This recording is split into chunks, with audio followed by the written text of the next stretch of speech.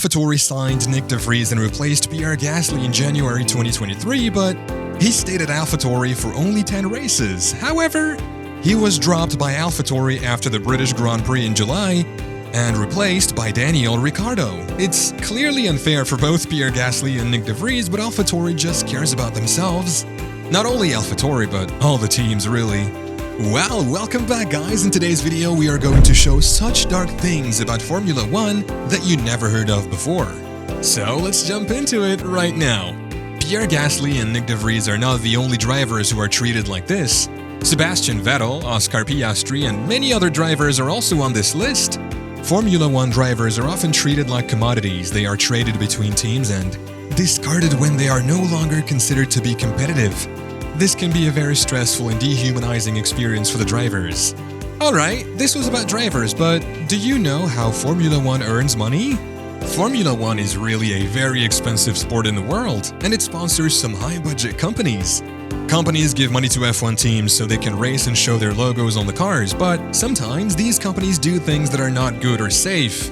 They might sell things that can hurt people or be involved in bad stuff. In F1, some companies are not nice, like ones that make cigarettes, promote gambling, or do things that hurt the environment.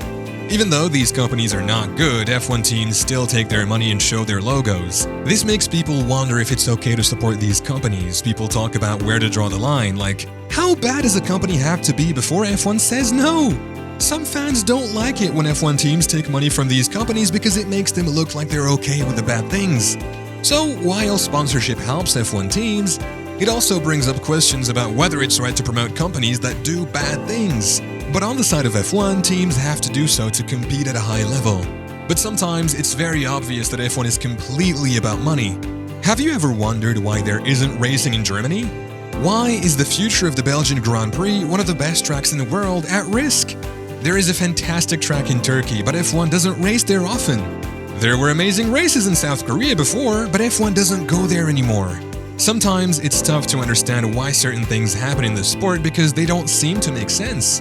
Well, just like any regular business, it's about making money. Some racetracks are really good for racing and are loved by fans, but they don't make as much money as others. That's why F1 decided to have up to 3 races in the USA in 2023 and 4 races in the Middle East. This is because these places bring in more money. In the end, F1 is like a company and its main goal is to make the most money, so even if it means giving up some great racetracks and having races on city streets in places like Jeddah or Las Vegas, they'll do it if it makes them more money.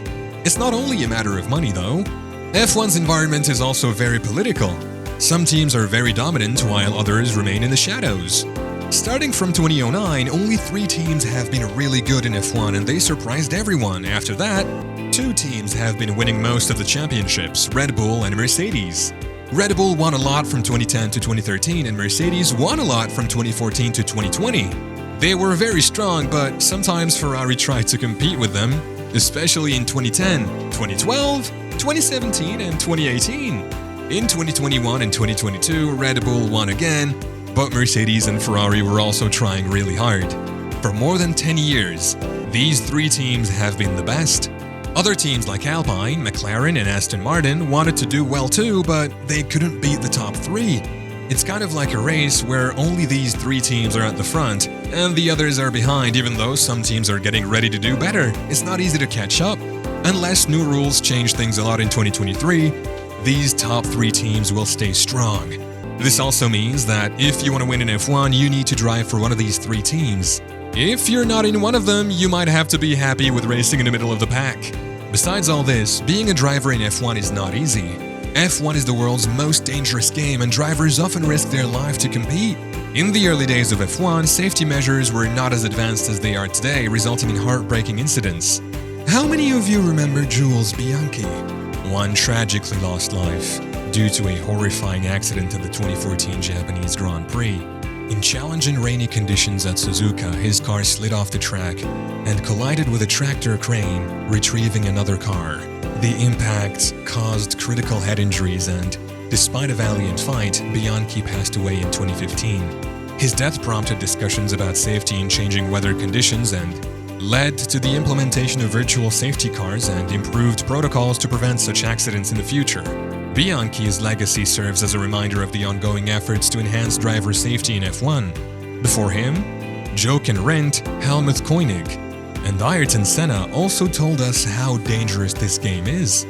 Formula One drivers do not have a specific agreement about risking their lives. However, they are all aware of the risks involved in the sport and they accept them when they sign their contracts. The FIA has a set of safety regulations that all teams must follow. These regulations are designed to minimize the risk of accidents, but they cannot eliminate it entirely. Each driver is a hero for his fans but is a villain for his competitors' fans. This results in fan toxicity and fan abuse. In the past few years, when Max Verstappen and Lewis Hamilton became famous and started competing against each other, some Formula One fans have become mean and hurtful online.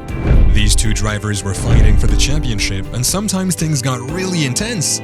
But what surprised everyone was how mean fans became on social media.